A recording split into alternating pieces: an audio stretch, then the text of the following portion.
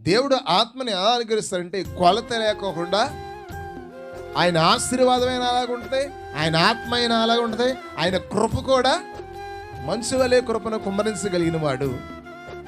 ఆకాశ వాకిలిపి పట్టజాల దీవుల్లో కుమ్మరించగలిగిన వాడు తన ఆత్మని కూడా ఏం చేస్తాడంటే కొలత లేకోకుండా నీ మీద ఆయన కుమ్మరిస్తాడు. నిన్ను సమృద్ధిగా నింపగలిగిన వాడు ఆయన.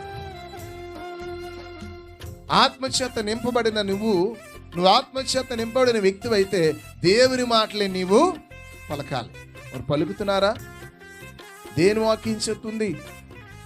ప్రభు శరీరాన్ని తీసుకుంటున్నా, ప్రభు రక్తాన్ని తీసుకుంటున్న మనము ఆయన వచ్చేంత వరకు ఆయన మరణం గురించి ప్రచురించాలి.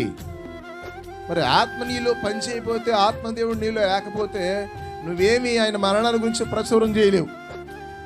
దేవుని గురించిన మాటలు నీ నోట